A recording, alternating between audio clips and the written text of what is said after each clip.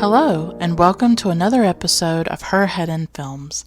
I'm Caitlin, and I'm your host. On this podcast, I share my personal thoughts and feelings about the films that I watch. They tend to be art house and world cinema. What makes this podcast unique is that I weave together my life experiences with an in-depth discussion of the films that I love. I explore the impact that cinema has on me and why I connect so deeply to it.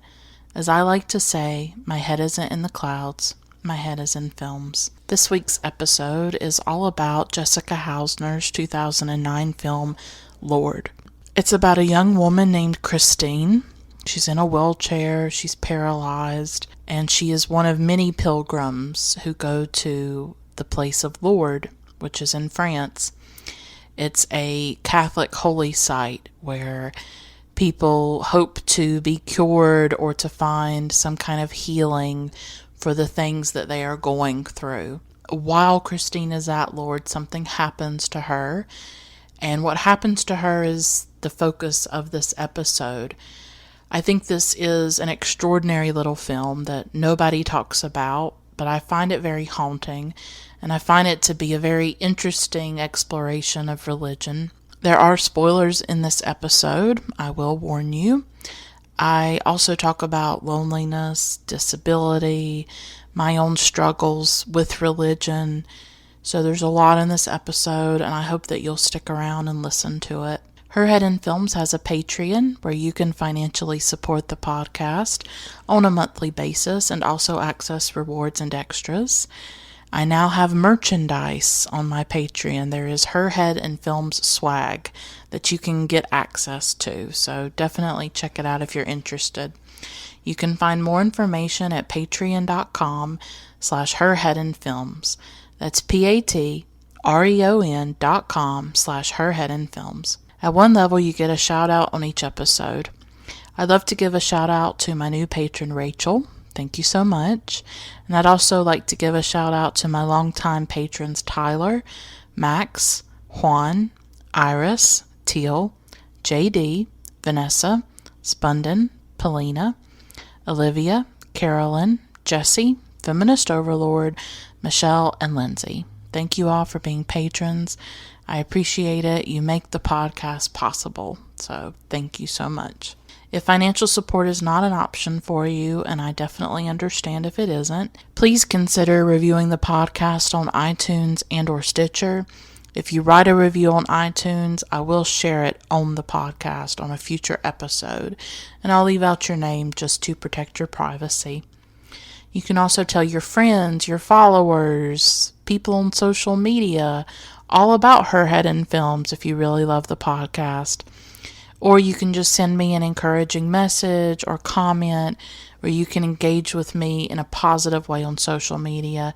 Your comments, your messages, they mean a lot to me, and they help me so much, more than you can understand. I'm on Facebook, Twitter, and Instagram at Her Head in Films. You can see links to all my social media accounts listed in the show notes of each episode. So first I'm going to talk about something kind of personal that happened to me this week. Then I'm going to talk about a couple of films I saw recently and what I've been watching. I'll also talk about the history of Lourdes, about a young girl named Bernadette Subaru who saw apparitions, and that's how we have modern day Lourdes, this holy site.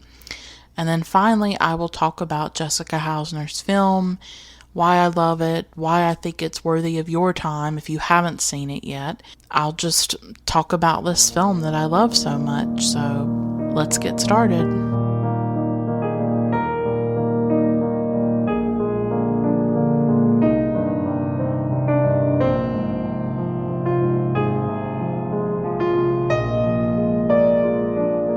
I think of this podcast as a record of both my past and my present. It's always been really important to me from day one to make cinema personal.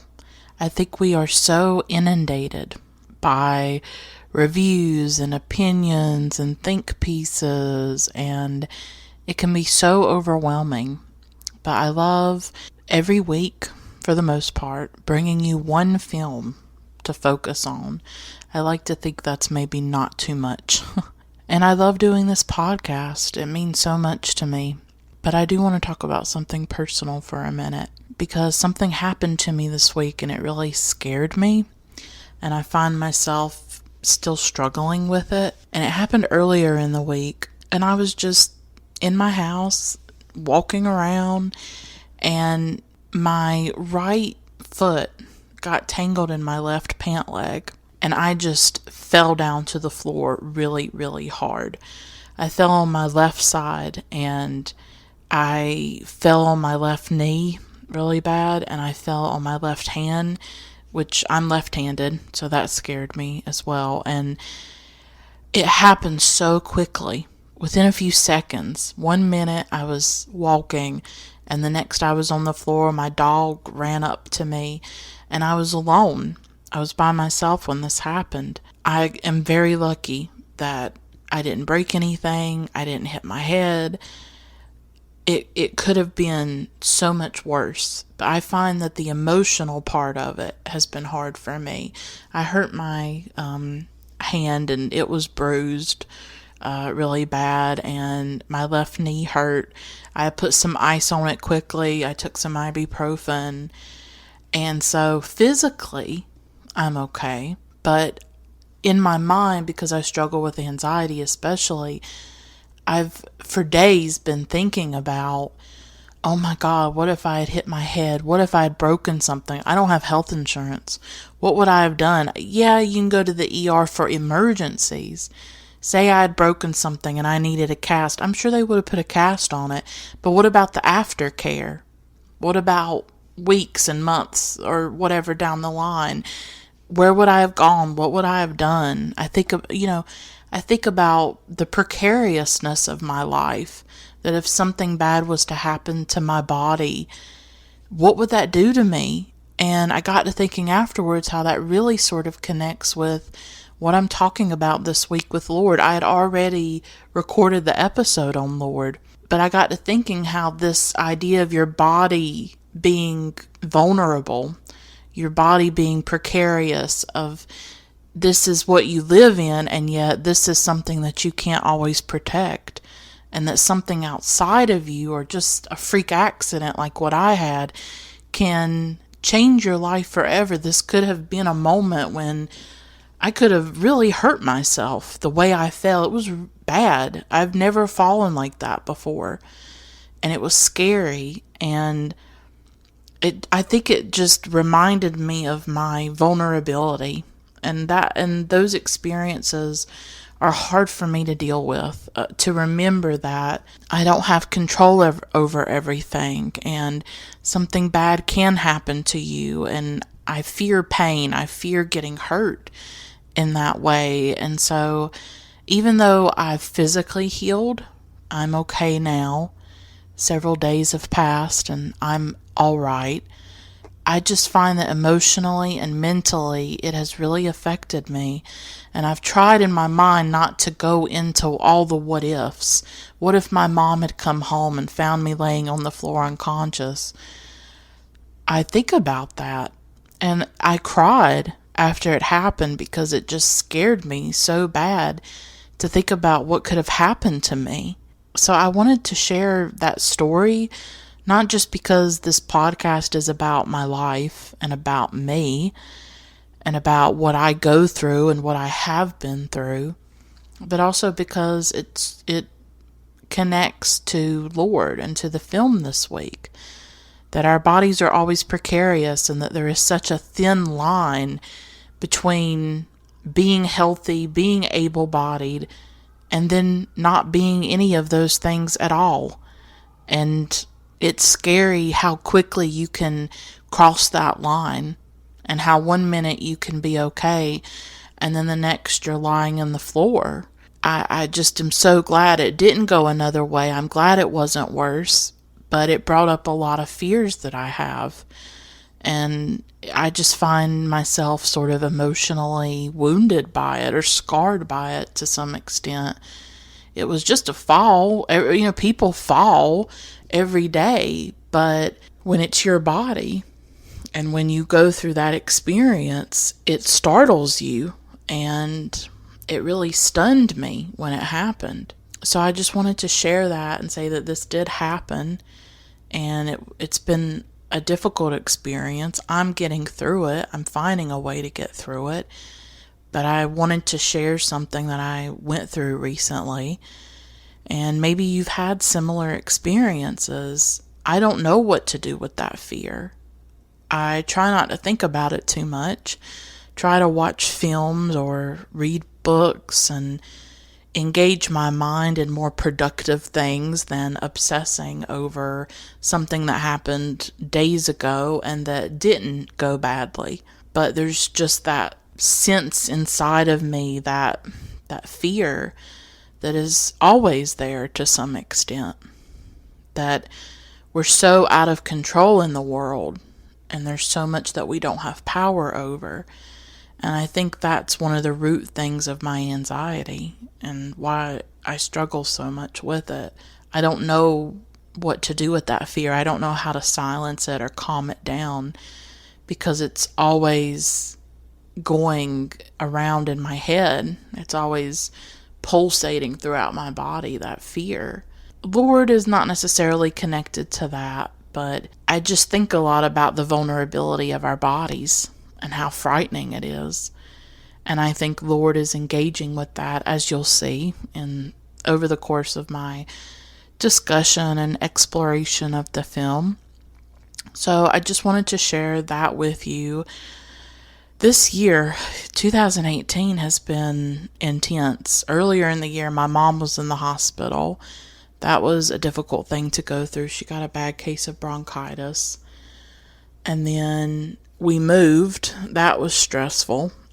I'm happy where I am now, but the process of moving things was very difficult on my body, and it was a stressful experience for sure. And I have other things going on that I don't want to go into because they're personal. So 2018 has been rocky, to say the least, and one that I've just really been struggling with. And this was not something that I needed at all. But it happened. I'm okay. I got through it. But it brought up a lot of fears and anxieties for me. And I think that some of that connects a little bit to Lord in terms of looking at the precariousness of the body and the vulnerability of the body, and how we really struggled, I think, to cope with that, to think of ourselves as vulnerable. I think that's really hard for people. So I'll stop here on this personal note, but I did want to share it with you. Now I'm going to tell you all about a couple of films that I watched recently. I have this new segment I added called What I've Been Watching. So I'm just going to share with you a couple of films I've seen that I think are really important and that I think that you might like too.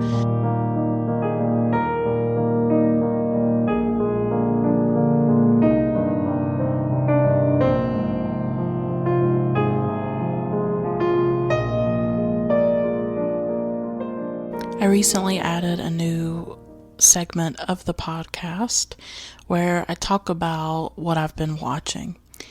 And since I last recorded an episode, 2 films have really been haunting me and staying with me, and I'd actually like to dedicate full-length episodes to them in the future.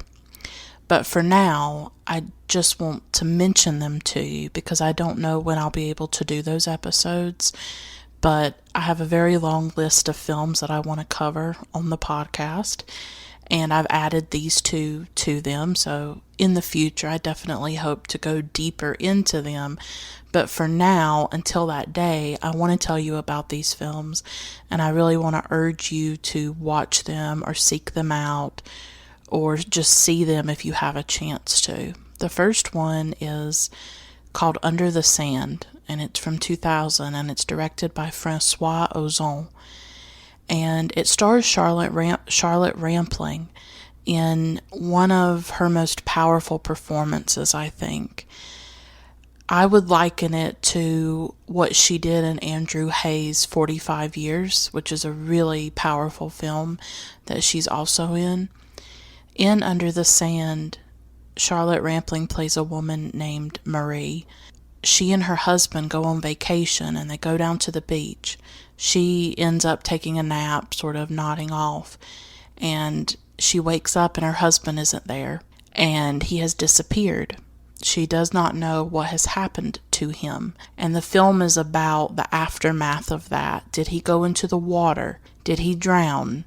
Did something else happen to him? He just vanishes. And the film is about exploring her reaction to that and her grief, and it's just incredibly haunting. I definitely have to talk about this film in a full-length episode. I don't want to give away too much of the plot because I think it's one of those films you should really go into it without knowing a lot, but it's really about a woman who cannot accept what has happened to her husband. Ozon goes deeply into this woman's world and into her inability to grieve, her inability to accept reality. I really related to it. I felt there were some connections to a film that I've covered called Birth by Jonathan Glazer, which came several years later.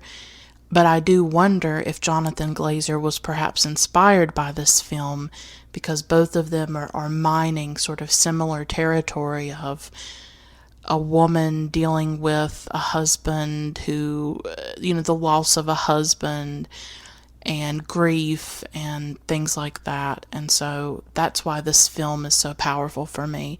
I think Charlotte gives such a tremendous performance.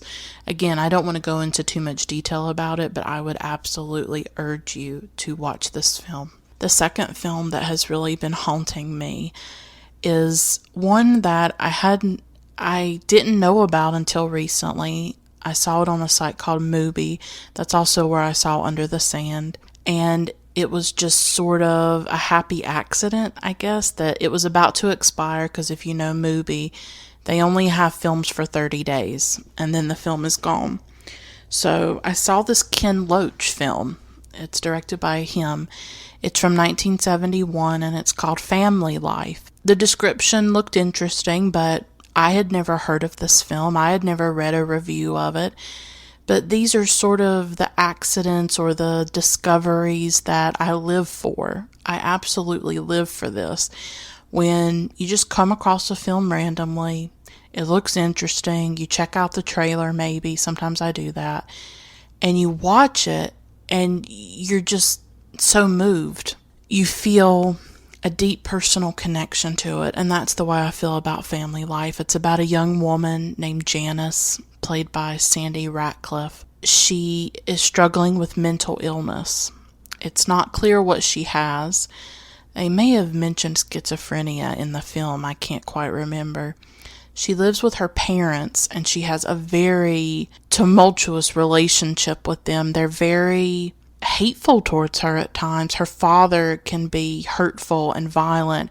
Her mother is incredibly difficult, and they really don't want her to be independent. They claim they do, but I don't think they do really. And they're sort of like a working class family as well, and Janice has trouble holding down a job because of her mental illness.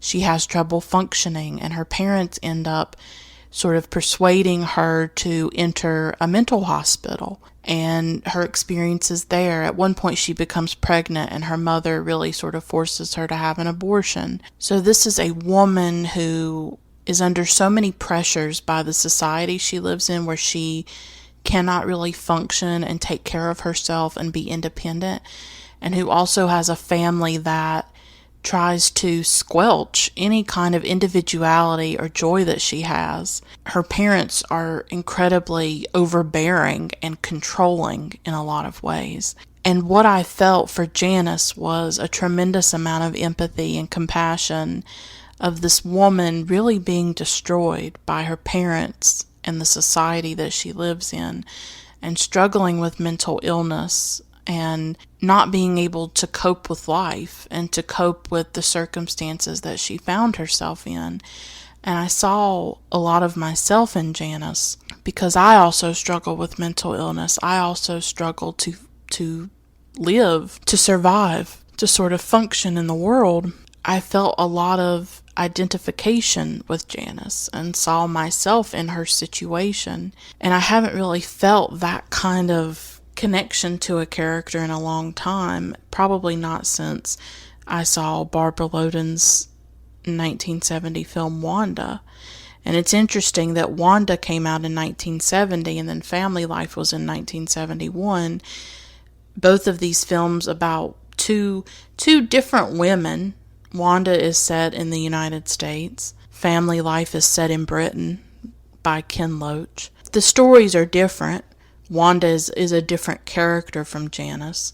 But both of them are women on the margins, women who struggle to cope, struggle to live, to fit into a society, struggle with their family. Wanda abandons her family, really. So these two women resonate with me in a lot of ways because of my own experiences. So I did not plan to watch Family Life. I had never heard of it before, but I started it, and as soon as I started watching it, it's almost 2 hours. As soon as I started watching Family Life, I was completely engrossed in it. That doesn't always happen. Sometimes it can take me a long time to watch a film. I'll stop it, I'll pause it, I'll abandon it for days at a time. But this one kept me watching. The story of Janice kept me engaged, and it moved me, and I was crying at times. Sometimes people are very cruel towards Janice, and I found myself feeling very moved and very emotional as I watched this film. So I did want to mention those two films to you, Under the Sand and Family Life, about very different women, very different experiences. But because of my own life experiences, where I've had a range of things happen to me, and I've been through a range of ordeals in my life, including grief, including mental illness, including issues with family and all of that, because of my own personal pain and my past and my history, these films struck a chord with me, and I find myself still thinking about them. Who can say how this happens, how films become a part of you? It's a really mysterious but beautiful thing about cinema, and it's something that I'll talk about more as I explore Lourdes with you. I don't know why these films that I watched years ago still think about them all these years later. I don't know how that happens or why that happens. And then other people could watch the same exact film. They could watch Wanda or Lourdes or Under the Sand or Family Life, and it have no effect on them at all. But because of our diverse experiences, all of us react to films in very personal ways. And we bring our experiences to the table. And I love that. I love writing about films that is infused with the personal. I like creating a podcast like this that centers the personal.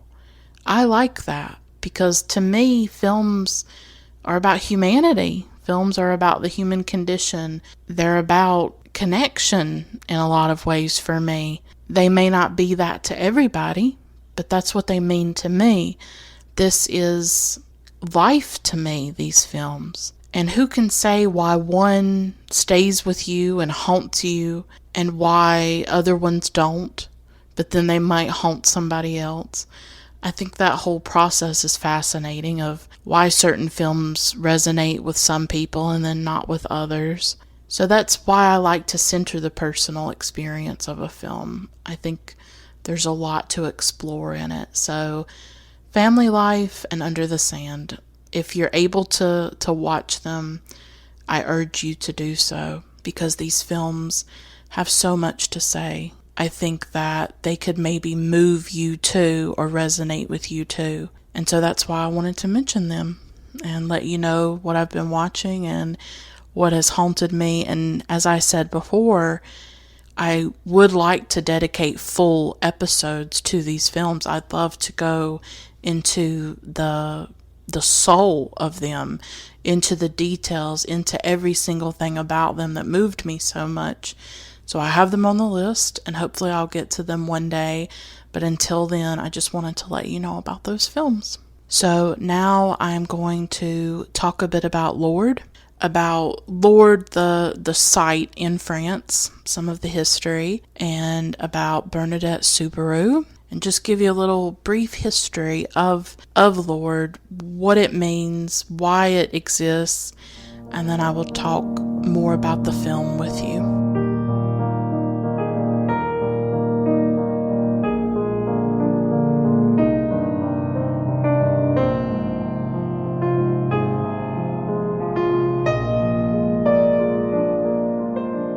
Lourdes is quite a famous place.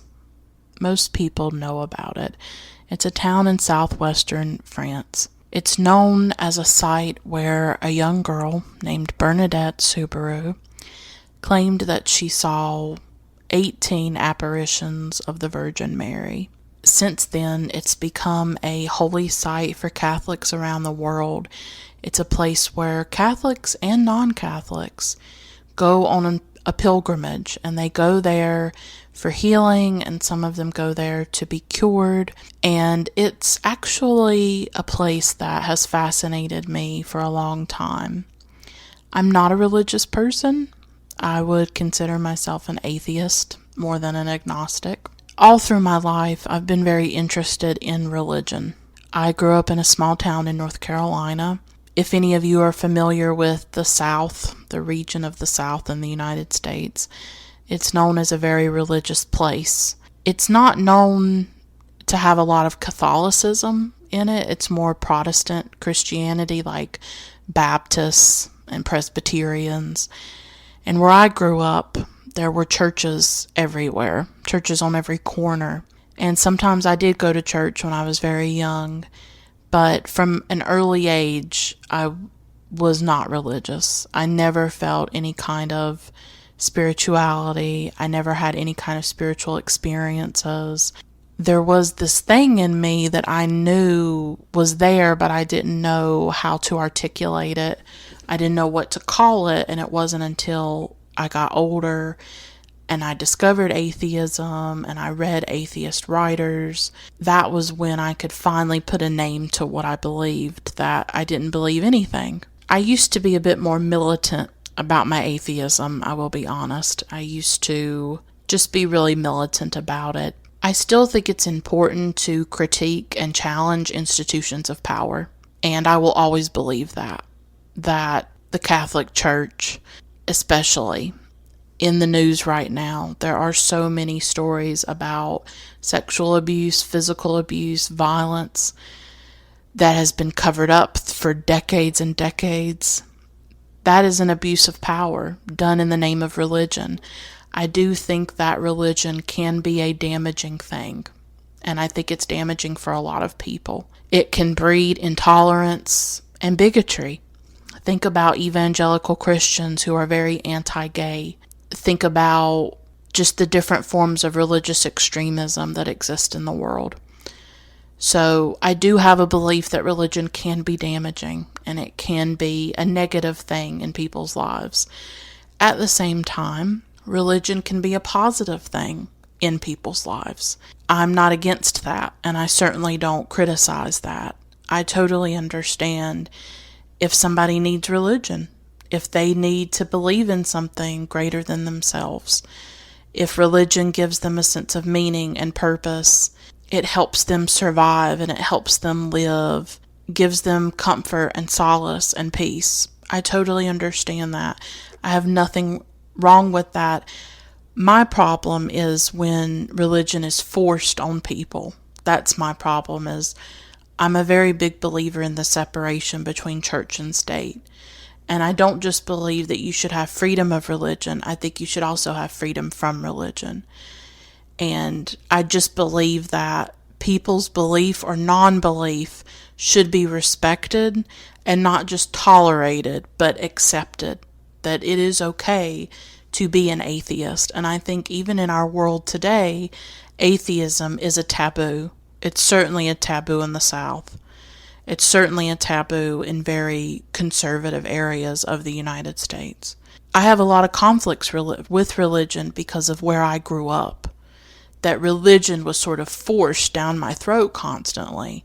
And because I didn't believe that, and because I'm not religious, that people look at me in a certain way and they think that I'm bad, or they think that I'm immoral, or they think there's something wrong with me because I don't believe in God, or I don't believe in any kind of spirituality. That's a very real thing that people like me have to deal with. I've had a lot of negative experiences with it personally, but I absolutely support people's right and their need for religion. I just think that there needs to be mutual respect there.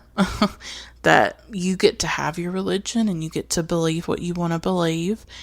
But I have a problem when you cross a line, or when you want to force it on other people, or you want to shame other people for not being your religion. That's what bothers me. But even though I've been an atheist all my life, pretty much, I have always been interested in religion. I think there's some part of me that always wished that I could be religious, just because it would be nice to think that death is not the end. I've been through a lot of loss. I lost my father in 2006, and I also lost my grandmother and my uncle, all within 3 years. And those were really devastating experiences for me. And would I have loved to have believed in something? Yeah. Would it have given me peace and comfort? Yes. Would it give that to me now? Yes. It's very hard to believe that somebody you love is gone forever, and to not feel any connection to them or any thread to them, and that you will never see them again. That's painful, and I think it's part of the reason why my devastation is so intense. My lack of religion, my atheism, is certainly a painful thing in that regard. I think there's just always been this part of me that wished I could believe in something, wished that I could hold on to that. So I have a great deal of sympathy for people who need religion. So I know a lot about Lourdes. I used to watch stuff about it, and I was always fascinated by it. I was fascinated by, were there miracles? Could it cure people? Bernadette Subaru, who saw these apparitions, was only 14 years old. She was illiterate. She was a peasant. She was one of 9 children in a very impoverished family. She reminds me a bit of Joan of Arc, who had visions, well, not visions, but she heard voices at an early age. And I have an episode that I did about the Passion of Joan of Arc. So Bernadette saw a series of visions in 1858. She was born in 1844. So when she was 14 years old, she had these apparitions. She was out gathering wood near a grotto, and that's where she saw the first apparition. She saw a young girl who was about her age in a white gown. And at first, nobody believed her. She's a peasant, she's illiterate. But later on, the Catholic Church, they did confirm that what she saw was the Virgin Mary. At the grotto where she saw Mary, that's a very important part of Lourdes, of this compound that's been built. That grotto has a statue of the Virgin Mary in a white gown and with a blue sash around her waist. That is also where the spring is at Lourdes. And the spring at Lourdes is very central and very important. People go to this spring because they think that the waters are healing. They think that the waters can cure and things like that. It's really central to Lourdes. And people drink the water, they bathe in it, they take little water bottles so they can take some of that water back home with them. There's also a medical site on Lourdes.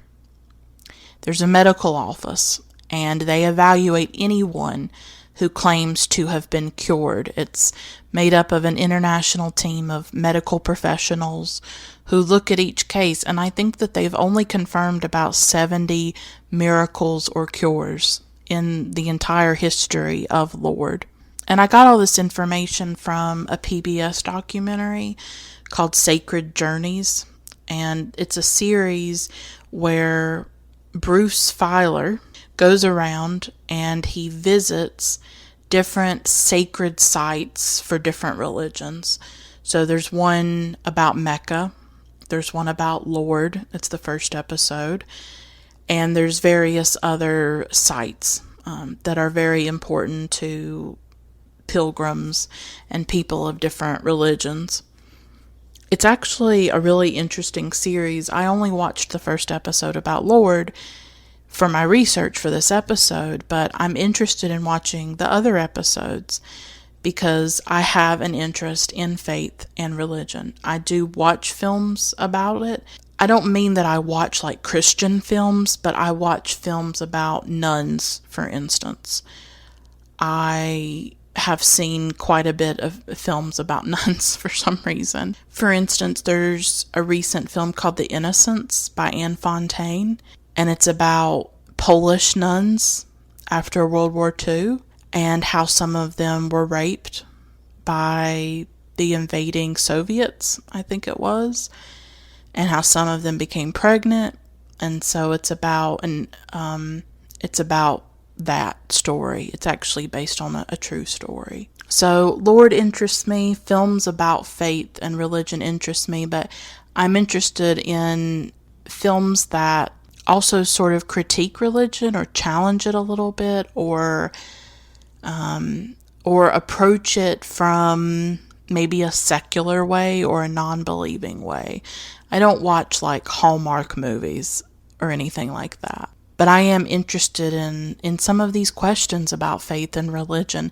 It's not an obsession. I wouldn't say I watch tons of films about it, but it is something that interests me to a certain extent because of my childhood and because of my own experiences. Lourdes is also a very commercialized town. There are all kinds of gift shops where people sell images of the Virgin Mary, and they sell little water bottles for the spring water. And watching this PBS documentary was actually really moving to see people go to Lourdes and to see people who have emotional issues, and some are disabled, they have physical ailments, and many of them are not necessarily expecting a cure or expecting to be healed physically, but some of them are looking for more emotional healing, a sense of peace, a sense of meaning, a sense that they are not alone in their suffering, I think. It's just very moving to see thousands of people gather in one place who are all hurting in some way, and I can relate to that. I understand the quest. I understand the pilgrimage. I understand the desire for healing and for peace and for comfort and solace. I absolutely get that to my core. And that's what was so moving about watching this particular documentary. It's just, I can't put it into words. I got really emotional watching it, actually, which I didn't expect. Because for all my issues with religion, all my issues with the Catholic Church in particular, so much has come out about it. So many horrific stories about what nuns have done, what priests have done. It's unspeakable. I mean, a report just came out in Pennsylvania about victims of abuse and sexual abuse. There could be more than 1,000 victims of it. The abuse of power was widespread throughout the United States, throughout the UK. There's been horrific stories from Ireland. It's astonishing the global trauma, the global pain that has been inflicted through the Catholic Church. And I got to thinking as I was watching this documentary, and it's something that also comes up when watching Jessica Hausner's Lourdes, talking about this film, rewatching this film. Does it matter if it's true? Because Hausner, in an interview, talked about how at first she didn't think she could make this film She thought it was too cruel. She herself considers herself an agnostic or an atheist. She says most days she's an atheist. Sometimes she is an agnostic. She felt it was incredibly cruel that people went to this place thinking they would be cured, thinking they would be healed, and then they leave in the exact same condition as when they arrived. And she felt that that was so incredibly cruel that she could not make a film about it. So she had to find another entry into it. That's what she said. And she talked about another trip that she took to Lourdes where there was the Order of Malta. And she said that that's a group of volunteers, and it tends to be rich people who actually volunteer to help out the poor and the sick at Lourdes. And so she realized she could make the film when she set up that contrast between the rich and the poor, between the able-bodied and the non-able-bodied. So she had to find a different way into the film because the concept to her was incredibly cruel, that people went there expecting salvation, expecting to be cured, and then they weren't. And I got to thinking as I watched this PBS documentary, does it matter if it's true? It almost doesn't matter if it's true when it comes to these pilgrims. That's what they're called. The people who travel to Lourdes every year. More than 5 million people go to Lourdes every single year. And more than 350,000 of them bathe in the waters. They're taken to these baths. The cameras are not allowed back there. It's very private. And they're bathed in the spring water. And it's considered a very sacred act. The water is cold. The people truly believe that this water has miraculous properties, even though on a chemical level, this is just water. And, of course, anecdotally, people report that they feel less pain after they've had the bath, that they feel a difference in their mental or emotional health after the ritual of bathing, which I think raises the question of the placebo effect, of mind over matter, of they want to feel better, they want to believe that something has changed. And so that's actually how they feel. Because there's nothing special about the water. There is no objective evidence that those who go to Lourdes will be cured. Like I said, there's been only 70 confirmed miracles or cures of people who went there and then afterwards their condition changed and it lasted. It has to last. It has to last in order for it to count. So 5 million people are traveling here every year and only 70 confirmed cures. We're talking about something irrational here. We're talking about something, there is no objective evidence that any of this works. And yet people go and they do it every single year. The story of it, the ritual of it, gives them something. I think that's what it is. And obviously I'll talk more about all of this as I'm talking about Lourdes, the film. There's just so much hurt and pain and trauma in this world. And there's so many people who want solace from it. And it doesn't matter if it's true. I think you could use facts all day with people. Oh, well, only 70 confirmed cures. There's nothing chemically different about the water. And you'd still have people going and believing in it because of faith, because of belief, because it's so powerful in some people's lives. And some of us can't understand it. I can't understand it. I don't feel that way. I don't have that faith. I don't believe the way that they do. Lourdes represents something. It is bigger than I think any of us can put into words, really. It's about the hope that it gives to those who are ill or traumatized or struggling and who need a belief in something greater. But all of it, to some extent, is a bit futile, and I do think there is something cruel about it. I do tend to agree with Jessica Hausner that making people think that they could be cured and then they leave in the same exact condition, there is something cruel about it. And I asked earlier, does it matter if it's true? And to me, it matters if it's true. To me, it matters. I simply cannot believe in something like that. I just can't do it.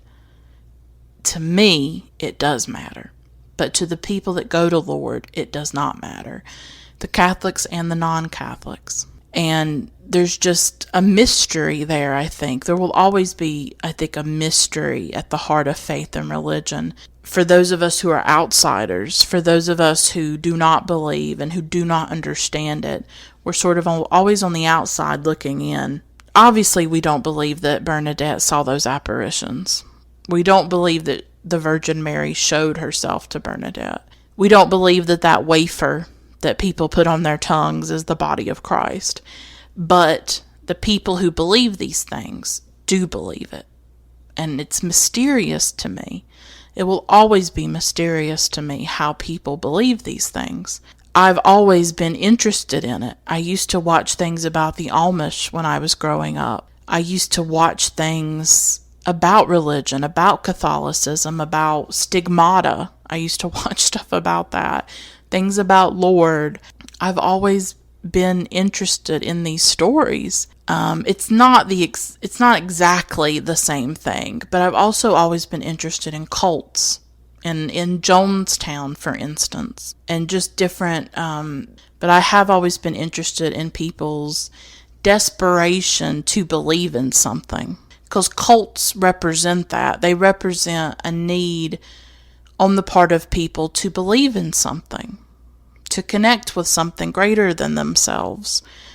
And you saw that in Jonestown, and then of course you saw the abuse of power, you saw the corruption, the perversion, just like you've seen in the Catholic Church. But I've just always been interested in people's need and desperation to belong. I think religion gives people a sense of belonging and community, and also to believe in something that objectively is not real and is not true and is not verifiable and cannot be seen and cannot be proven. I'm also interested in the spiritualism that took hold in the late 19th century, where there were seances and things like that, and people wanted to believe that the dead were communicating with them. So I'm interested in all of it. Organized religion, cults, alternative beliefs, and spiritualism. All of it fascinates me. What fascinates me are the people who truly believe it, without any kind of proof or evidence. And they truly believe in these things. Truly. And I just can't quite explain it. And I can't believe in it myself. And yet there is a part of me that wishes I could believe in something. Wishes that I had a measure of peace and solace and healing. What I wouldn't give for that. Or think about mediums. There's tons of shows about mediums nowadays. And in the past, I used to watch things about mediums. So all of this interests me. Sort of these irrational beliefs that people have in things that you can't quite explain. There's such a mystery about it. You'll never be able to make sense of it, I don't think. But the phenomenon of it is fascinating to me. And that's why I continue to watch things about it, and I continue to be drawn to it. And I think that this film, Lourdes, that's what interests me so much. And why this place in France called Lourdes interests me. That here was this girl, 14 years old, saw an apparition, and look at everything that came about because of it. And what's interesting is that Lourdes became so famous very quickly, and she actually, Bernadette, left Lourdes. She had to leave because of the frenzy and everything that happened. She receded from public life, and she went to live for the rest of her life in Nevers, a school there. She learned to read and write, and she dedicated her life to faith and to God and her belief in God. She died in 1879 when she was 35 years old, and she was made a saint in 1933. So she lived an extraordinary life, saw these apparitions. People believed in it, built on top of this grotto, built on top of this spring, and they continued to drink and bathe in that water, to touch the stone at the grotto, to make pilgrimages every single year to this location. It pulls people to it. People are drawn to Lourdes. And I think Jessica Hausner's film, as I'm going to talk about, looks at that. She's looking at faith and religion and belief, but she's also playing with it too and bringing a bit of irony, a bit of humor. But she takes a story that could have been told in a million ways, and she tells it in a way that is haunting and makes you think and raises questions. And I sometimes think the best films are like that, where they really make you think and they stay with you and they raise important questions about life and belief and faith and illness and all kinds of things that I'm going to dig into now.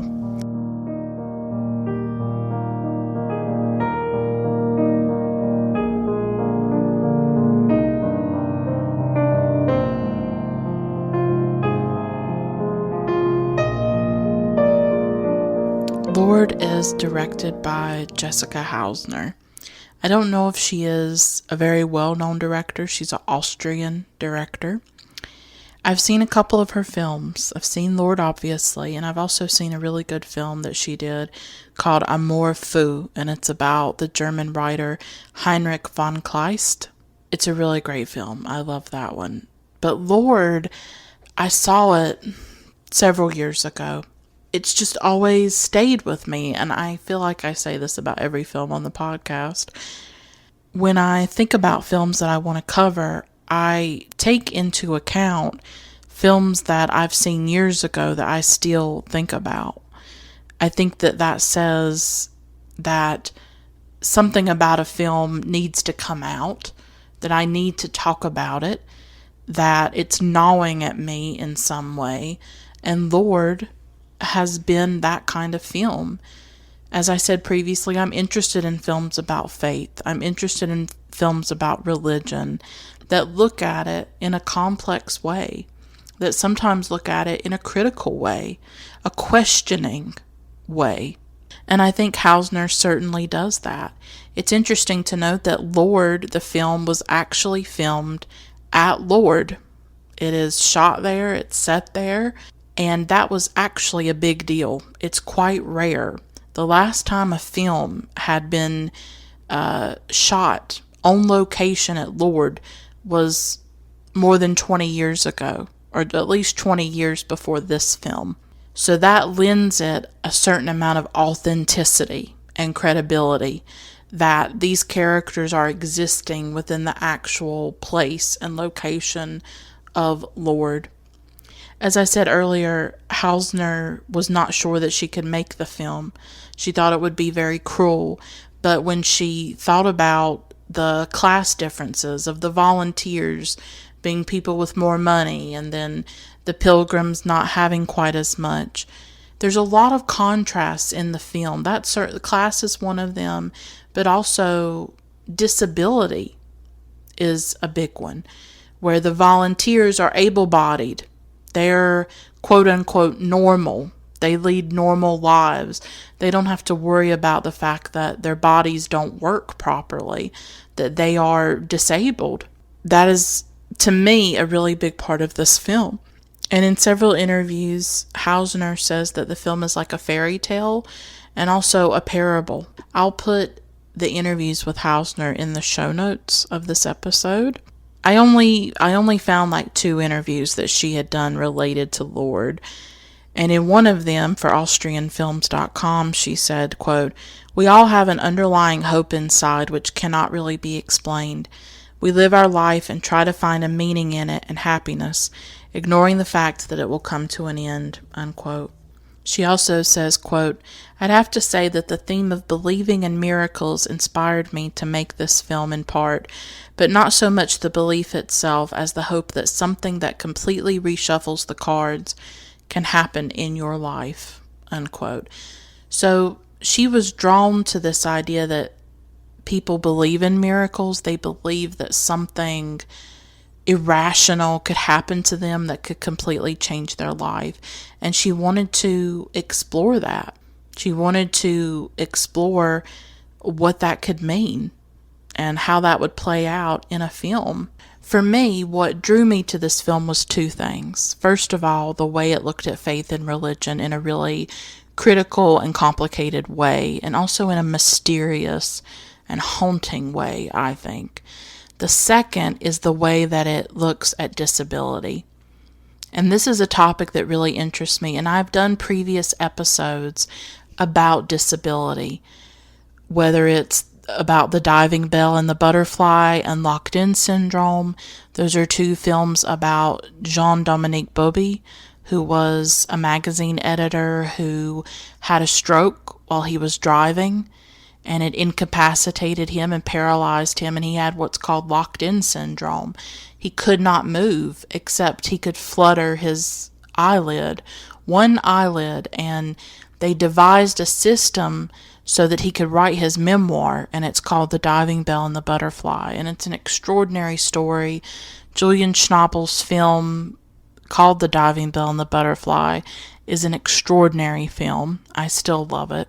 I also did an episode about a Romanian film that came out recently called Scarred Hearts, and it's based on the book of the same name by Max Blecher, and that's about a man who has Pott's disease, and he's basically confined to his bed.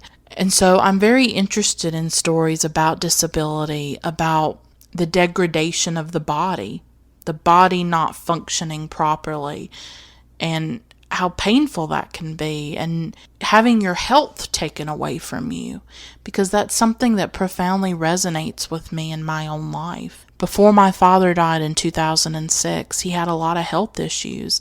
This was a man, this is really personal. This episode has actually become more personal than I expected it to. But as I talk about religion, as I talk about things that I've struggled with, as I talk about disability, I realize that I have to be honest and I have to talk about these things. It's important to talk about these things. But my father had a lot of health issues before he died, but his death was still unexpected and sudden, and his death was not actually connected to those health issues. I'll just leave it at that. And so my whole life, my dad was very athletic, very healthy, very active. And then things started to change for him when he got into his 40s. And he had always been independent. He had always been able-bodied, able to do things, strong, very hardworking. He worked in a warehouse loading 18-wheeler trucks. He loaded huge boxes into trucks. That's what he did. He was working class. He didn't make a lot of money. I always grew up working class, sometimes poor, especially when he had his health problems, because his health problems made it so that he could not work anymore, and he had to go on disability. And I talk more about that in my episode about Ken Loach's I, Daniel Blake. And that was a really painful experience. The way he was treated by doctors, the way he was treated by the medical system, the judgment and the shame that comes with being disabled in the United States, of trying to get help if you are disabled. But he was basically going blind. My father was. And that was really hard to watch. To watch this man who, and he had other health issues beyond that. It was very hard to watch that happen to him. Someone who I used to play tennis with, someone who used to play basketball, someone who was active and able-bodied, to watch him have to struggle. You know, a man that could provide for his family, and then all of a sudden he couldn't. And what that did to him emotionally, and how he struggled with the way his body was changing. And it was extremely painful for him. And he did not have the support that he needed. He did not have the resources that he needed to deal with that. And I feel haunted by it. In a lot of ways, I wonder, did I do enough? Was I a good enough daughter? Because it was hard for me to watch it. I didn't know how to deal with it. It was hard for me to see it. And I was only a teenager. He died when I was 16. So I try to forgive myself if I wasn't there for him the way I feel I should have been. But I think I did my best. I don't know. Maybe I didn't. I'm just sort of haunted by this terrible guilt, haunted by this feeling that I didn't do enough. I mean, it really eats away at me at times. But to see someone you love go through that is extremely painful. And then I myself have struggled with my health since he died, because his death was so traumatic to my mind and my body. I have depression, anxiety. I think I probably have PTSD to a certain extent, though it was never diagnosed because I've never had access to health care because I don't have health insurance. So I do think I have PTSD to some extent. I have agoraphobia that I still deal with, physical health issues that I deal with, stemming from a job that I had in a factory when I was 18 years old after I graduated high school. After my dad died, it really plunged me and my mom into financial precarity and into poverty, and we struggled financially. So when I graduated high school, I did not go straight to college. I went and got a job at a factory, and my health has never been the same since. It affected me physically at times. I don't talk about it a lot on the podcast. I don't talk about it a lot to people, but I have very real things that I deal with. Some days my life just feels like a nightmare. Like when I really list it out, everything that I have been through, all these people who have died, everything that I've lost.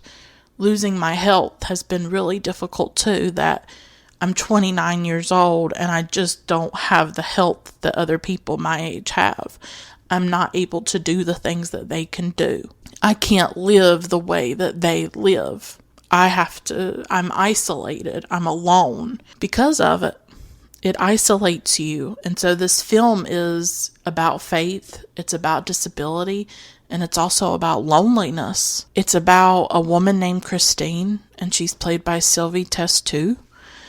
And she's paralyzed. She's in a wheelchair. She's not able to move her body.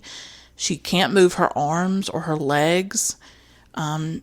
She has to be fed by somebody else. And she goes to Lourdes. She's not particularly pious or very religious, it doesn't seem. She's made other pilgrimages before to other places. We do find that out about her. And her pilgrimages are really the only way that she really gets to interact with people. Most of the time she's very alone. And when she goes to Lourdes, she has a helper, a volunteer who pushes her wheelchair around, who feeds her, who puts her in bed, and that girl is played by Léa Seydoux. And this is a very early role for Léa Seydoux in 2009. This is before Blue is the Warmest Color. This is before she became really an international starlet. She has brown hair. She's very, she wears just a normal sort of uniform. She's not sexy or anything in this film, but I've always liked Léa. I always felt like Léa was a good actress. She does great work in Blue is the Warmest Color, and I think she does some good work in Lourdes too. But Sylvie Testu is really the star of the show. It's about Christine, and it's about how over the course of this film, at one point after she is put into the baths, she can start to move her hands. And then gradually she's able to lift her arms. And then one night she wakes up and she's able to move. It seems to be this miraculous cure. Seems to be a miracle. And I'll talk a bit more about that later. But first I want to talk about Jessica Hausner's style in this film, because this film is very spare, I would say. It has a spare style. There's a detachment to it as well. I think this is a film with a great deal of subtlety and nuance to it. It's slow. It's a slower paced film as well. It's one that you really need to sort of stick with it. There's not going to be any big moments or anything like that. You have to be willing to go with it, to be open to this kind of film. And I think what sets Hausner apart, because I'm actually a really big fan of her work, I will watch her films. I watched Amour Fou and I really loved it. And what's so great about her work is that the scenes and the shots are beautifully composed. There's a composition almost like a painter. That's the way these shots are set up. And they're just, I don't know how to explain them. There's something sort of symmetrical about them, or just something, you can tell that she has meticulously set up these scenes. There is a precision about them. There is a balance and just something very aesthetically pleasing about them.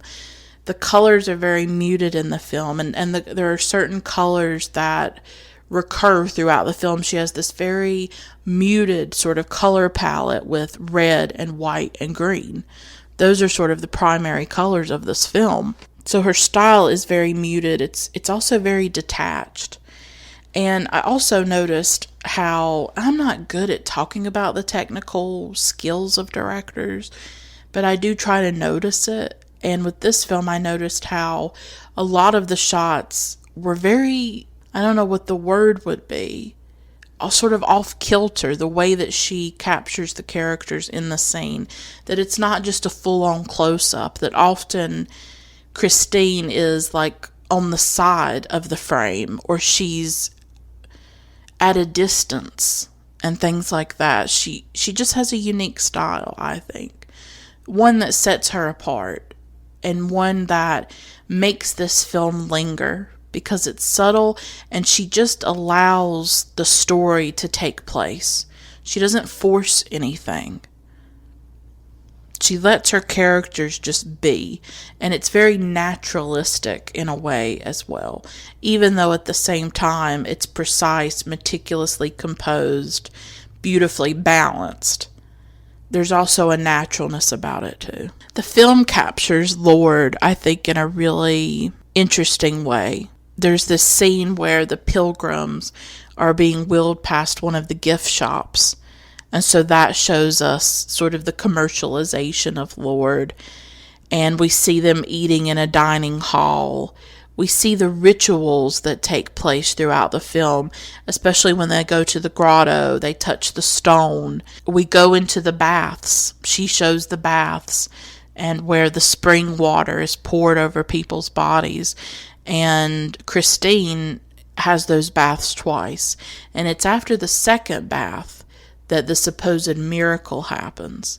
I think it would be really easy to have a portrait of Lourdes that's very reverential, that's very sentimental, that is overly fawning, because this is considered a sacred site. Hausner takes a very different approach in that she shows a really complex group of people. She's not sentimental about this place at all, or about the people or the characters in it.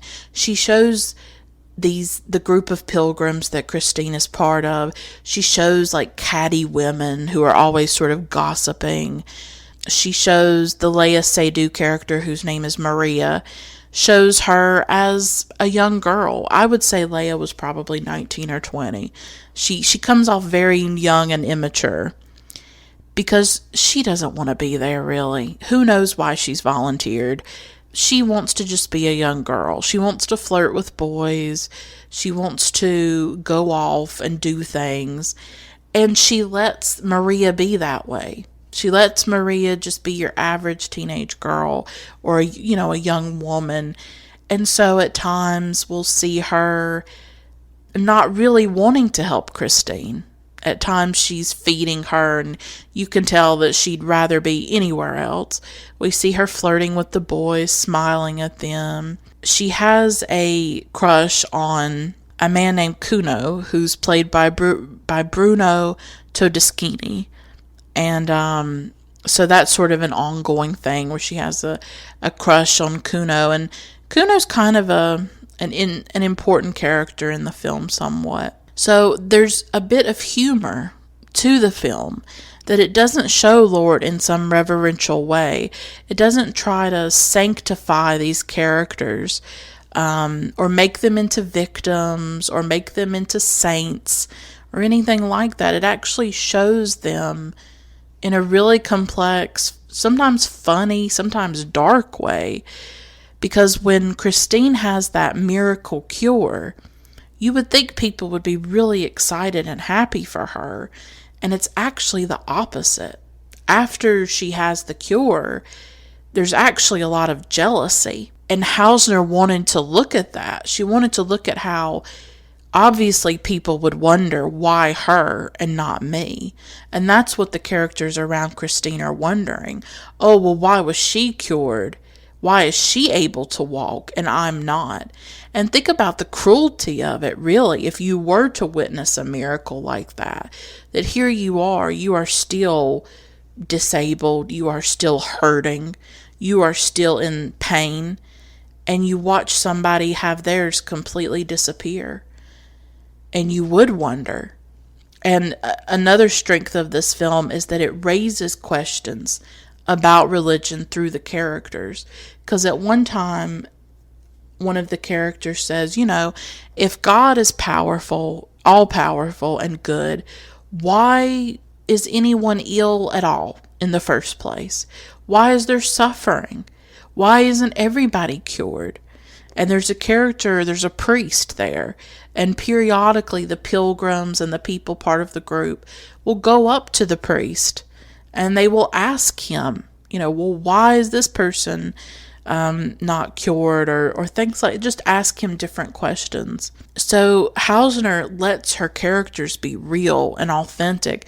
She lets them have flaws and foibles. She lets them be gossipy and catty, the way that real people are. And she gives that humanity. That's what it is. She gives that humanity to Christine too. At one point, the pilgrims have gathered together and they're praying for each other, and people are talking about the things that I guess they're struggling with or that they would like God to help them with. And Christine says, quote, "I sometimes feel that my life is passing me by. I feel useless. Please help me," unquote. And later on, she is talking to the priest, and she tells the priest that sometimes she resents other people. She goes to confession, and she says that she's angry at times. She wonders why she became sick. She resents that other people can walk and live normally. Hausner gives her that humanity to say, I'm angry. I'm resentful, because that's how I feel at times with my body and my mind and everything I've been through, that I wonder, why did my father have to die when I was 16? Why did my father have to get sick? Why did he have to suffer? Why did I have to watch him suffering? I do wonder those things, and those are the reasons I can't be religious. Those are the reasons that I will never be religious. That what I have seen and known turns me away from religion, because I can't conceive of a reason why these things would happen, why I would be put through this, why my father would be put through that. And when I saw his body, his dead body, I knew there was no God. I mean, that is the exact thought I had in my mind. I said, there can be no God. This is not God. There can be no reason for this, because I could not comprehend what I was seeing, that my father was dead. The horror of it was so extreme. There was no God there. And I will never, ever be religious because of it. Because I knew in that moment, I knew what life was. It's like it flashed before me, and I saw the void. I saw nothingness and emptiness. That's what I saw when I saw my father's dead body. And I've never recovered from it. It was like a revelation in that moment to see him in a casket. I knew my life was over. I knew everything was over. That life could never be the same again. And it hasn't. And it has taken a profound toll on my mind and my body, and this world and this society and capitalism and inequality has taken a toll on my mind and my body too, not just his death. My mom struggles with her health. She has health issues. So it's something that is very much a part of my life. Disability, struggling with the body. It's a huge part of my life. So I have so much sympathy and compassion for Christine, so much sympathy for these pilgrims, and I have a lot of sympathy for her anger and her resentment, of why has this happened. And I like that Hausner gives her that humanity, gives her that anger, and raises those questions in the course of the film. If God is all powerful, then why not cure everybody? Why is there suffering at all? And of course, when Christine gives her confession, the priest tells her that there is no such thing as normal. Her life is special.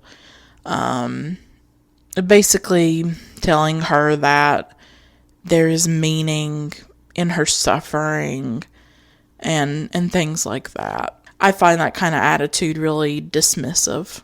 And I find it also to be a really contradictory aspect of Lourdes, that they want to insist that these pilgrims accept their fate and their lot in life.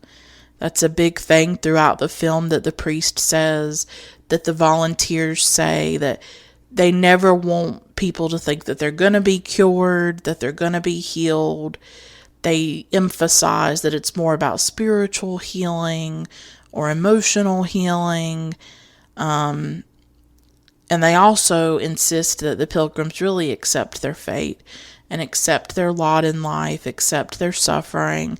But at the same time, they're dangling this possibility of a cure in front of them. So it's very contradictory to me that they're saying, well, accept the way things are, even as they know that the whole reason that people are there at Lourdes is because they can't accept their lives. They can't accept the pain they are in, whether it's emotional or physical, that they are aching, they are longing for a cure. They are longing for a miracle in their own lives, and they want to believe that it could happen to them. So there's a contradictory message there. Oh, accept your fate. But here's this water that could completely change your fate, and you could be cured. And so I think Hausner is exploring that too, of how do you hold two contradictory things at the same time? Believing in miracles, believing that this could happen, but then also believing that everything happens for a reason and that God has done this to you for some sort of purpose, but then at the same time longing all the time for it to change and longing and hoping that a miracle will happen and you'll no longer be in pain. You'll no longer be disabled. You see? And I think it makes you ask yourself over the course of the film, do you yourself believe in things like this? Do you believe miracles can happen? What does it even mean to believe that? Do I think there are inexplicable and mysterious things that happen? Yes. I do think there are things that happen in life that cannot always be explained. Yeah. Do I believe in miracles? Not necessarily. And I don't know what that means exactly. But I do think you have to acknowledge that there are things that happen that can't be explained and that you don't totally understand. There is a certain level of mystery in life that not everything can be understood. Not everything can be knowable. That there is the unknown there. And I don't know how we cope with that or what to make of that. Christine's loneliness is something that I want to linger on for a little bit. Part of why I'm drawn to this film, besides just its look at faith and its look at disability, is its look at loneliness. Christine is a profoundly lonely character. And I was interested in talking about this film because I wanted to talk about that. I wanted to talk about how she navigates loneliness. And when Christine first arrives at Lourdes, the woman in charge, I think her name's Cecile, and she herself has health issues, and she will later pass out, and I'm not sure if she dies, but she's in really bad health near the end of the film. When Christine first arrives at Lourdes, Cecile gives this speech to the pilgrims, and she says, it's very interesting that she specifically mentions loneliness. She says that through the experience of Lourdes, the pilgrims will forget their loneliness for a little while. So part of the reason I think that Christine has gone on this pilgrimage is not necessarily that she's very pious or very religious, but it's a way for her to be around other people, to connect to other people, because think about it, she's around other people who are like her. She's around other people who are in wheelchairs, whose bodies are different, whose bodies don't fit into the world. And she talks about how really these pilgrimages she takes, these trips she takes, are her only chance to really get out, to be around other people. Because being in a wheelchair makes it really hard for her to navigate the world. Nobody is there with Christine. She doesn't have a mother, a father, a friend who is there for her to push the wheelchair. That's why she has Maria, played by Léa Seydoux. And that obviously raises the question, does she have anybody at all in her everyday life? Is she always alone, maybe except for a nurse? Obviously, she would need some kind of help in her everyday life. She has to be bathed and fed and have her hair brushed and all of those things, and have her clothes put on. Obviously, she probably has a nurse or something like that, but she is a very lonely character throughout this film. And what's sort of painful about watching her is the contrast between her and Maria. That here is Christine in her wheelchair. She's confined to that. She's dependent on Maria if she wants to do anything or go anywhere. And here's Maria, who can walk freely, go anywhere, flirt with men. She flirts with Kuno quite a few times, has a crush on him, which Christine also has a crush on Kuno. He's this older man. He's very handsome. Bruno Todeschini is very handsome, I think, personally. He's a good-looking guy. And Christine, tries to talk to him a little bit, and she smiles at him, and she probably dreams about having some kind of life with him, even though she knows that that's not really possible because he barely acknowledges her at times. There is a scene between them that I'll talk about in a minute. So Maria is sort of everything that Christine probably wants to be or wishes she could be. At one time, Christine can hear Maria outside her bedroom door sort of laughing. Maria comes up to the door and is giggling, and then she runs away. So all this is everything that Christine is denied, that she's not able to have.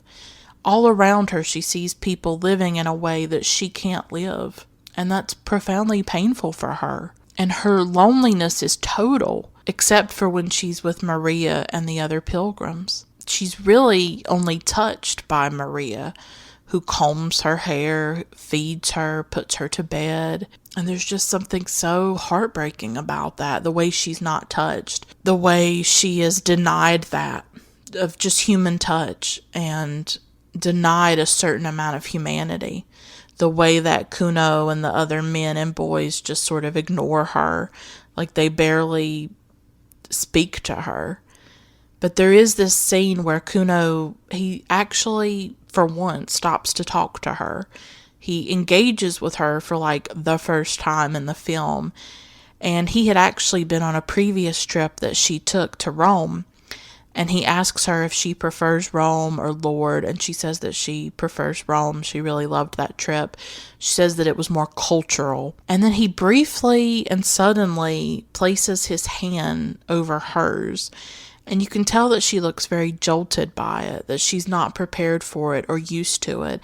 And I'm not sure if she has feeling in her hands, if she can actually feel it, but it has an impact on her. And there's a power of that. There's a power to being touched by somebody else, especially a man, which she doesn't really have. I just thought that was really moving, because I can relate to that in a lot of ways, that I'm not touched often. Like, that is not part of my life.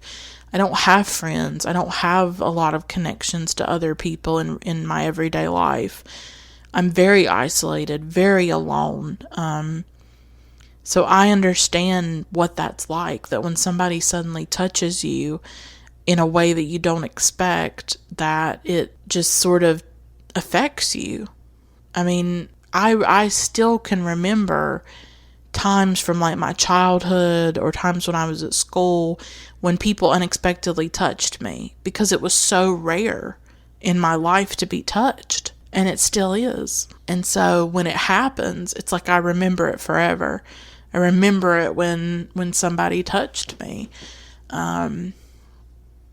Because for so much of my life, that hasn't been part of my experience in the world, of being loved by people or touched by them, or having any kind of intimacy with other people.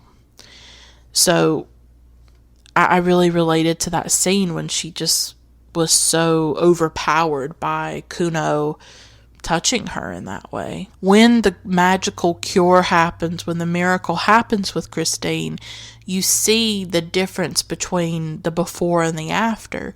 You see how before she was very alone. She was very disconnected and isolated from people, even the other pilgrims.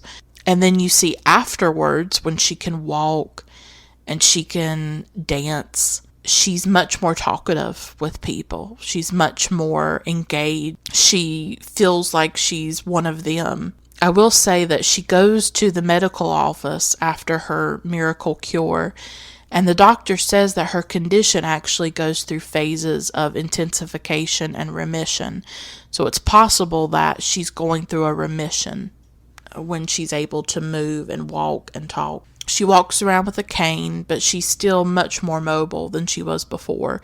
She can dress herself, she can feed herself, she can brush her hair, she can do everything. She just still has a cane that she takes with her. But the other pilgrims sort of resent her. They resent that they haven't been healed, and they're sort of jealous. It's sort of like a whole new Christine when she's able to walk. She talks about how she wants to start a career. She thinks that great things are in store for her, that she has a future. It's incredibly heartbreaking how much joy she feels, how she thinks that she has a second chance. She's so much more social, talkative, and connected to those around her.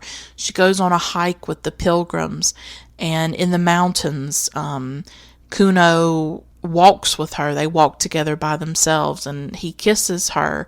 Her life is opening up in so many ways. What this shows us is that it's a reminder that disability is affected and inflected by society itself, and about how other people interact with a disabled person, and how that's really what makes a difference. That Christine's who she's always been, but she was in a wheelchair before, and people treated her differently, and they didn't see her as equal to them. They didn't see her as a worthy person to interact with and to talk to. And the world limits the options of people who are disabled, that disability is structural, that it is affected by the way the world treats disabled people, and the way that the way the world itself is constructed to exclude disabled people. That is part of the problem. No, the person who is disabled is not the problem. It's the world, it's the society in which the disabled person lives that affects their life. That if they are in a wheelchair and places don't have ramps so that they can access them, then that affects the disabled person's life. It limits their life. It limits their ability to interact with other people and to live their lives. Nothing has changed about Christine except the fact that she can walk. Kuno could have easily struck up more of a conversation with her before. He could have easily kissed her before. There's nothing really different except those prejudices against people who are disabled. Of course, all of this is more heartbreaking because the miracle does not last. If you've seen the film, hopefully you've seen the film. Because the ending is always what has haunted me the most. And it's such a mysterious ending too. Because she's at a party, everybody's celebrating her. She's being celebrated so much because she's the miracle. She herself wonders why. She doesn't know why she's been chosen, right? And she's dancing with Kuno, and all of a sudden, out of the blue, you don't even expect it, she just falls to the ground. She just wipes out. And this is the beginning of the end. This is the reversal. This is that cruel betrayal of the body. Sort of like a butterfly going back into its cocoon. Because it is almost like she was reborn when she stood up out of that wheelchair and was able to move again. She's able to get back up, but she's struggling to stand. And she's very stubborn about it at first, but then her roommate brings the wheelchair over to her. And the way Sylvie Testud does this scene, you can tell in Christine that she is unwilling to accept what is happening. That she's going to stand there. She's going to be stubborn. She will will herself to be cured. She will will herself because she has gotten a taste of that life. And it's so incredibly cruel. It's brutal. If you really think about it, for her to be able to experience everything that has been denied her, to have this whole other experience of the world. It's almost like there's two worlds. There's the one that she's been inhabiting as a disabled person that is terrible because of the way people treat you. And then there's this whole other world out there of what it's like to be an able-bodied person and the way that people treat you. And she gets a taste of that other world. And then it is cruelly stripped away from her. And already the gossipy women are twittering and wondering if she's really cured. And one guy says that he almost believed that it was really a miracle. They really believed it. And then they see that maybe it's not a miracle. Maybe it's not a cure at all. But of course we don't know why it happened. That's the mystery. Is all of a sudden she can walk, and she had gone to the baths, and the spring water had been put on her body, and then all of a sudden she could walk, but now she can't. What does this say about God? What does this say about their faith or their belief? Does it change it at all? Shouldn't it? And she finally just sits in the wheelchair, and that's how it ends. And we realize that everything is going to come back, that she's probably going to end up back in the wheelchair, and that she just had a few days of living in a different world, really, and that it wasn't a miracle, it wasn't a cure at all. And it's another example of how something inexplicable could happen. Could that really happen? Possibly. Somebody could go to Lourdes and then suddenly feel better, and then it all come back again, depending on what kind of condition they have. I think that ending is one of the most shocking that I've ever seen personally, because you're going along with it, like, oh, she can walk, everything's going to be great. And Hausner completely subverts your expectations. She completely pulls the rug out from under you and says, oh, you thought you were going to get your fairy tale happy ending. Guess what? That's not how life is. Life is not a fairy tale. The coach turns back into a pumpkin. Cinderella's gown dissolves and disappears. And the woman who could dance and walk, goes back to her wheelchair. Because life is cruel. Fate can be cruel. And how do you reconcile that with religion and faith and believing that there is an all-powerful, benevolent God? How do you reconcile those two things? That life is cruel and painful and there is so much suffering, whether you go through it yourself or you witness it in other people. And how in the world could anyone allow it? How can there be any meaning to it or any purpose? The cruelty of that. So I think this ending it's shocking, but it's daring. It's incredibly confident and incredibly daring on the part of Jessica Hausner, I think. I think the whole film is daring in its slowness, in its precision. It's a confident film, I think, because not everybody can do that. Not everybody can take this story and these ideas and put them together in a film like this that completely blows your mind and provokes so many emotions and thoughts. This is a film that makes me think, and it also makes me feel. I feel for Christine. I think about my own experiences with loneliness, with disability, with faith and religion, my own struggles with it. I think about the mystery of the body, the mystery of health, how little control we have over it. And yet we live in a society, especially here in the United States, that is obsessed with health, that is obsessed with wellness, is obsessed with individuality and with blaming people who are not healthy, and that has very little compassion for people who are disabled, even though most of us throughout our lives will not stay in good health. That as we age, as we go through things, we will not always be healthy, but it is something that we can't come to terms with. And people who are disabled are often lonely and isolated because of the way the world treats them. It's not their disability, it's the way people treat them, the way people abandon them, the way people will not help them or adjust to their situation. We like to think that we have control over everything, at least here in the United States. We are just obsessed with controlling everything, that anything that happens is your fault. If you're poor, it's your fault.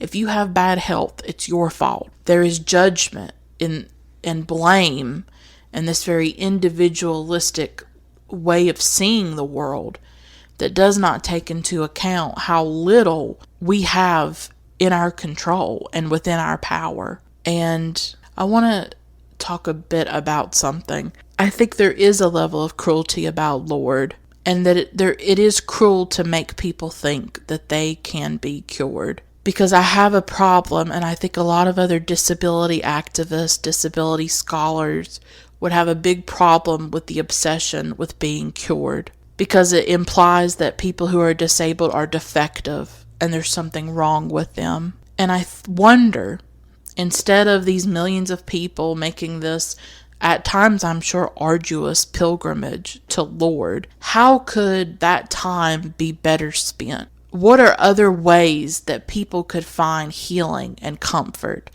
that is not through religion, that is not through Lourdes? And this is something that I struggle with as an atheist. And it's something I want to touch on, is that what's hard about being an atheist is the lack of community, is the lack of comfort and solace.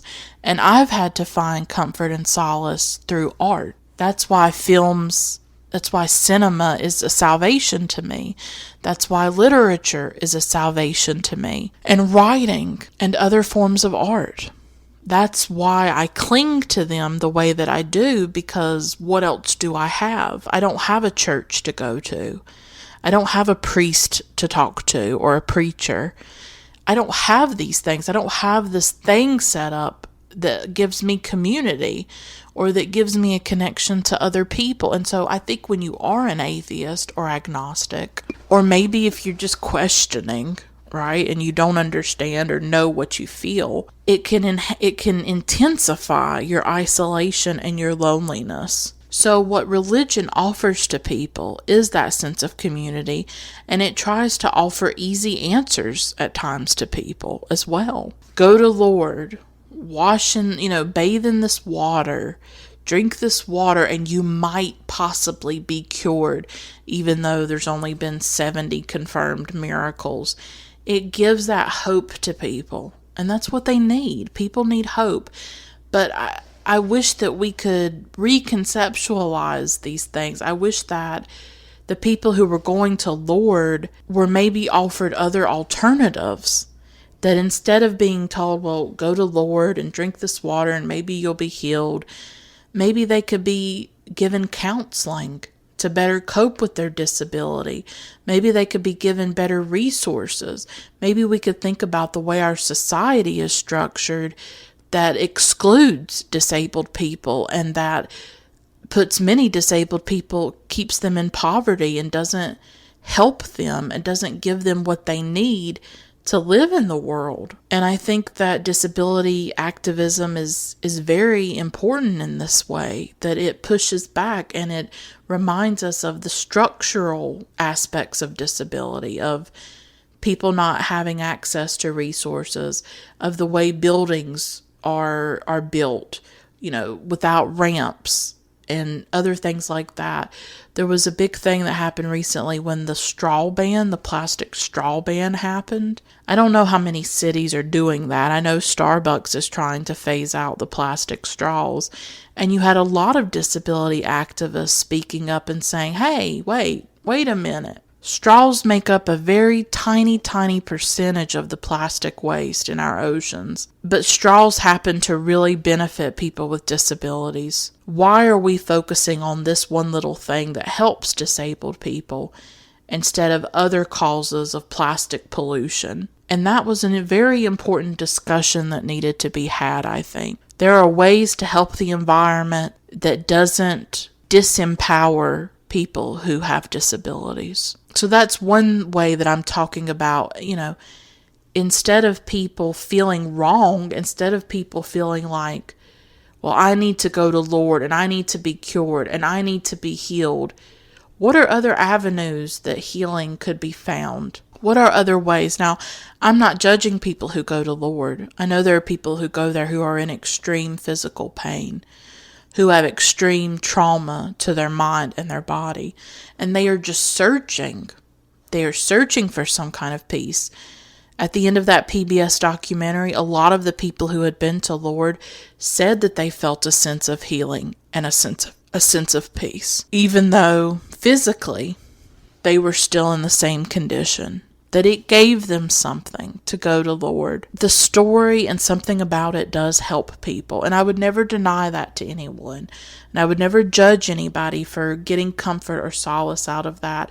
But I do have to wonder what happens after you leave and you're not cured and no miracle happened and you're still in the wheelchair or you're still struggling with PTSD. Or you're still dealing with your physical ailments like your blindness or something like that.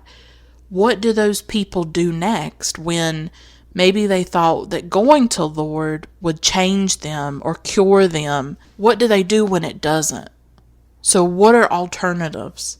What are ways that we could help disabled people live more fulfilling and supportive and nourishing lives in the world, and give them support and break down that disconnection and that loneliness and that isolation? What are ways that we could do that to make them feel more connected, to make them feel part of a community? Christine talked about how she felt useless. How could we make people with disabilities or people with trauma and pain not feel useless? So I think what these things can do, I'm not saying that they're bad, but it kind of gets society off the hook. Just send them to Lourdes and maybe they'll get cured.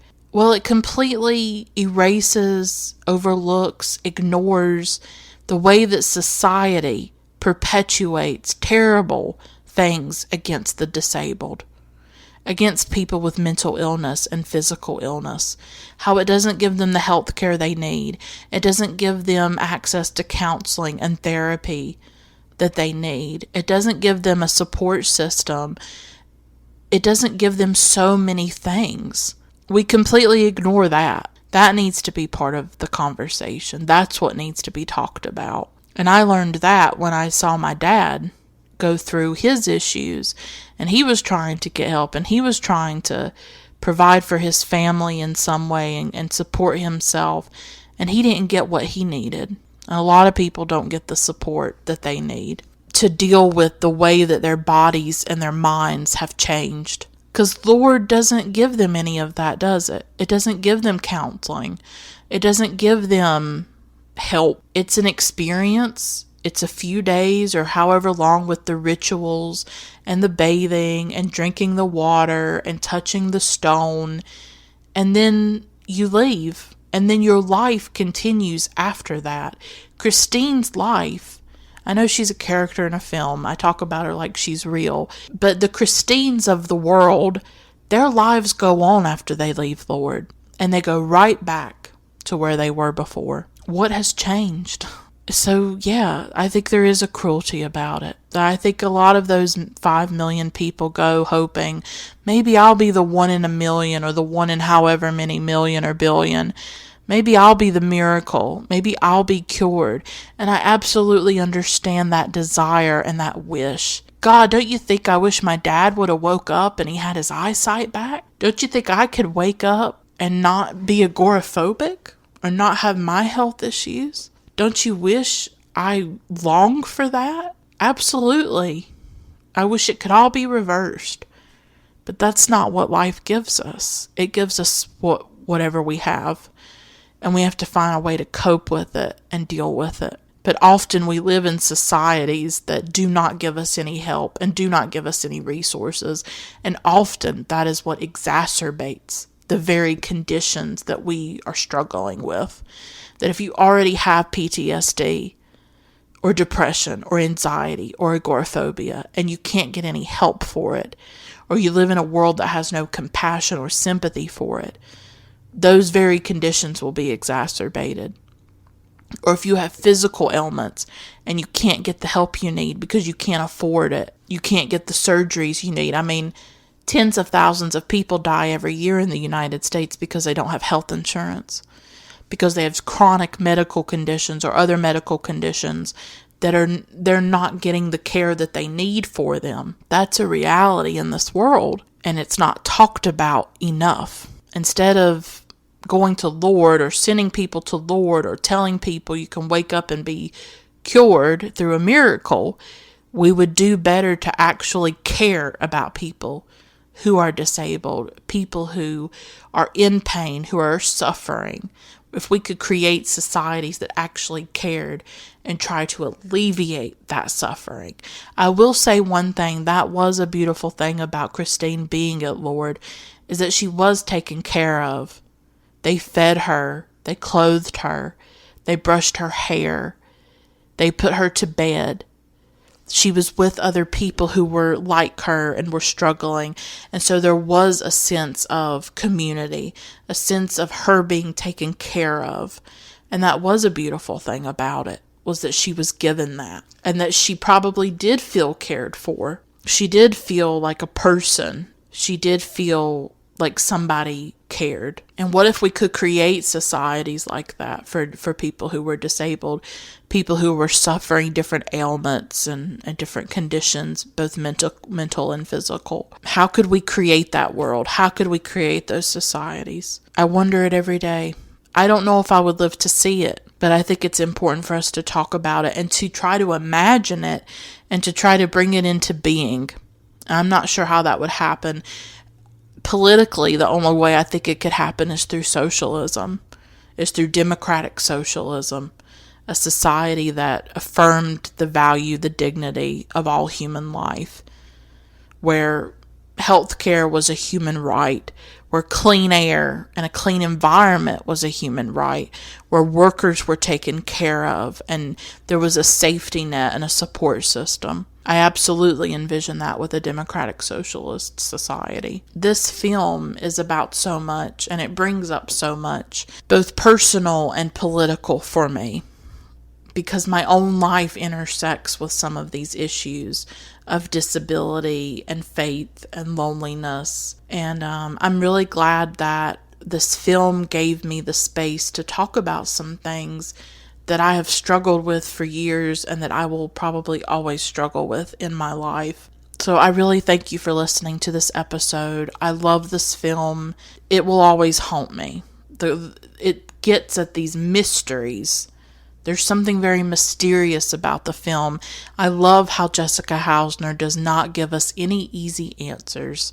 Could it have been a miracle? What do you believe? Was it her condition going into remission briefly? So many questions, so many mysteries. But I think sometimes those can be the best films. The films that don't answer everything. The films that leave you with questions. The films that make you think about what is unknowable. So I hope if you watched this film, I hope that it possibly raised similar questions or other questions. I hope that it stays with you the way that it did me. Maybe it won't. But I thank you so much for listening to this episode. I will stop here. Until next time, keep watching great films. Bye for now.